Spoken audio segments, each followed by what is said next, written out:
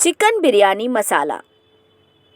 केनपुर नाम का एक गांव था जहां पर रेशम नाम की एक लड़की रहा करती थी। रेशम चिकन बिरयानी का काउंटर चलाया करती थी। केनपुर में बहुत ही घना जंगल था और उस घने जंगल में बहुत सारे जानवर रहा करते थे जिन्हें देखने के लिए दूर दूर से लोग आया करते थे। वहीं पर रेशम अपना चिकन बिरयानी बेचने का व्यापार किया करती थी। लोग आते और चिकन बिरयानी खाते और वहां से चले जाते। रेशम बहुत परेशान थी। उसकी परेशानी की वजह ये थी कि वो बिरयानी बेचती भी थी और आमदनी भी होती थी, लेकिन उसके ग्राहकों की संख्या बढ़ नहीं रही थी क्योंकि उसकी चिकन बिरयानी में वो स्वाद नहीं था जो शहर के बाबूराव की बिरयानी में हुआ करता था। और ये बात रेशम को अक्सर परेशान किया करती। एक दिन रेशम ही मन सोच रही थी, हे भगवान, ऐसा क्या करूं कि बाबूराव जैसे मेरा बिरयानी का काउंटर चलने लगे। इतने सारे खर्चे और ग्राहक हैं कि बढ़ते ही नहीं है। इतने सारे सैलानी आते हैं जंगल में, जानवरों को देखते हैं और चले जाते हैं। जिनको भूख लगती है वो मेरे हाथ की बिरयानी खाते हैं, पर कोई कस्टमर रिपीट ही नहीं होता। अब क्या करूं? हे ईश्वर, आप ही मेरी कुछ मदद। तभी उसकी बिरयानी के काउंटर पर एक ग्राहक आता है। सुनो बहन, एक प्लेट बिरयानी पैक कर दो। जी जी सर, लीजिए। ये देखिए, आप मेरी बिरयानी खा के देखिए। अगर आपको कोई कमी लगे तो आप बताइएगा। हम्म बिरयानी तो ठीक ही है, पर वो स्वाद नहीं है जो थोड़ा सा हट के हो। शहर में बाबूराव के काउंटर पे तो जो बिरयानी बिकती है, कमाल का स्वाद होता है। बहन, तुमको कुछ करना होगा अपनी चिकन बिरयानी के स्वाद को बढ़ाने के लिए। जी जी सर, मैं ज़रूर करूँगी। और आप अगली बार आएंगे ना तो आपको बहुत ही अच्छी बिरयानी खिलाऊंगी। इसके बाद वो ग्राहक वहां से चला जाता है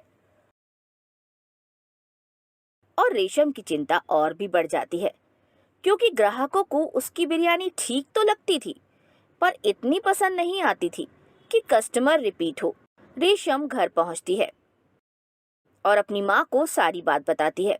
तब रेशम की माँ रेशम से कहती है, सुनो बेटा, ऐसे परेशान मत। देखना तुम, कुछ ना कुछ तो ऐसा होगा कि तुम्हारी बिरयानी में स्वाद आ ही जाए। हाँ माँ, कोशिश तो करती हूँ पर आता नहीं है।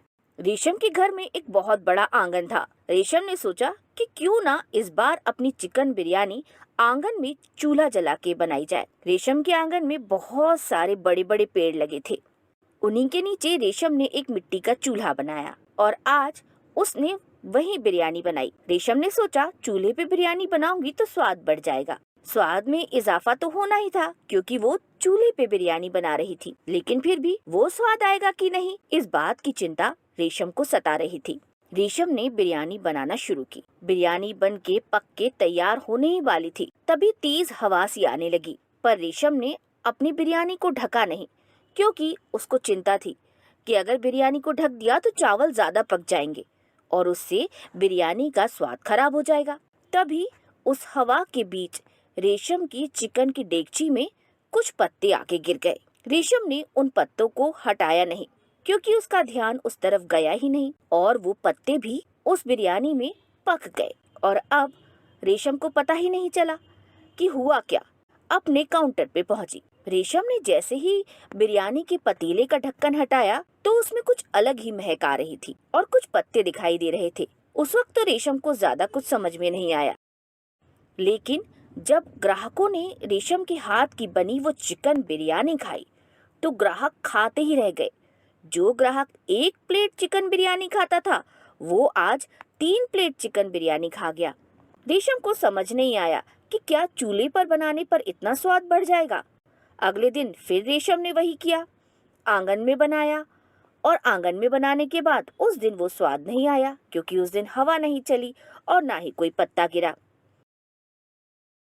फिर रेशम ने अपनी बुद्धि लगाई और वो समझ गई कि कुछ हरे हरे पत्ते जो दिखाई दे रहे थे उन्हीं की वजह से चिकन बिरयानी का स्वाद बढ़ गया है, यानी कि रेशम को अब वो पत्ते अपनी बिरयानी में डालने होंगे। रेशम ने अपने आंगन में नजर दौड़ाई तो वहीं उसकी नजर एक पेड़ पे गई और वो पत्ते बिल्कुल वैसे ही लग रहे थे जो चिकन बिरयानी में पड़े थे। रेशम को अब समझ में आ गया कि ये पत्ते वो यूनिक मसाला है जिससे उसकी चिकन बिरयानी का स्वाद बढ़ गया।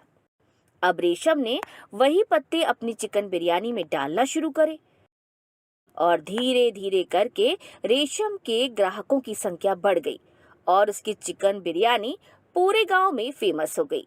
अब रेशम की सारी समस्या खत्म हो चुकी थी और उसका व्यवसाय चल पड़ा था।